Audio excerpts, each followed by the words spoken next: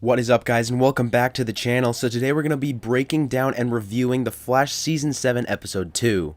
But before we get started, make sure that you guys like, share, subscribe, turn on notifications, and comment down below any other video ideas for me. Guys, this episode was crazy. If you have not seen it, click off this video and go watch it. This was an amazing episode. I'd say this is actually better than episode 1, so let's just start off with what happened in the first scene. So the episode starts off with basically a remembrance ceremony for all of the Welleses, because obviously they died in the previous episode. They have like this room with objects that belong to people that Team Flash has lost over the years. I'm pretty sure this is actually the first time we've ever seen this room, and I thought it was actually pretty cool. So that was a pretty cool first scene. Then Allegra gets an alert on her computer at the Central City Citizen that she got a message from Iris. We already knew this was going to happen from the trailer for this episode, so that was expected. So then Cisco thinks he finds a way into the Mirrorverse, but then it ends up not working. So this is actually where Barry's speed thinking ability takes control, and it looks like it actually was in effect from the artificial speed force. It's like he was just like seeing moments into the future. This is completely different than I thought his ability would work, but it still was pretty awesome. But believe it or not, guys, this was not the best part of the episode. So then, after a scene with Eva unveiling her plan, Cisco decides to test Barry's speed thinking ability. We also get confirmation that this ability did come from the artificial speed force. Then Barry is able to complete an impossible task due to his new ability. Then Barry is able to think of a way to open a portal to the Mirrorverse in seconds, when if he didn't have this ability, it would probably take him, I don't know, weeks, days, months, something like that. So the way Barry comes up with to go to the Mirrorverse is by extracting some particles off of Eva to open a portal. Then we get a bunch of other scenes of Barry using this ability, and it's really cool. He brings out a bunch of whiteboards and just like explains things in like extreme detail. His ability is pretty cool at the start of the episode. So then Eva invades a McCulloch warehouse, and then we see the Flash there with his tachyon device. Cisco is also there.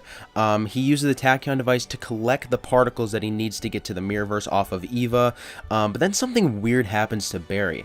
After he let Frost get hit from a blast from Eva, which was not expected whatsoever, this must have been the reason it said Cisco was hesitant to trust Barry's new ability in the synopsis for this episode, so that started to make a lot more sense as the scene went on. But then Barry is able to cure Caitlin from the blast in an instant, with Barry even thinking, he said he tested this thing like 2,000 times to see if it would work to cure Caitlin.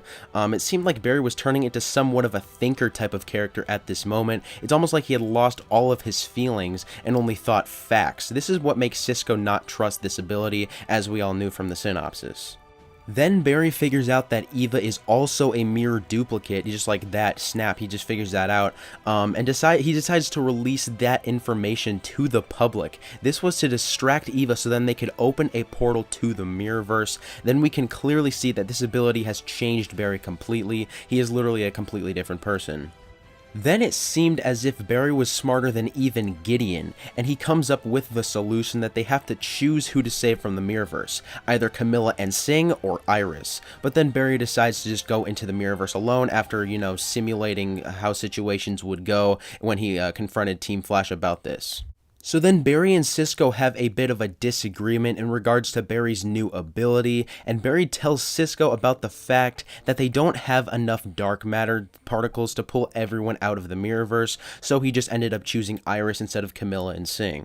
So then this is where the rest of Team Flash, that being Cisco, Caitlin, and Allegra, decide to go against Barry after he says he has no feelings whatsoever and only wanted Iris because she knew some information in regards to Eva.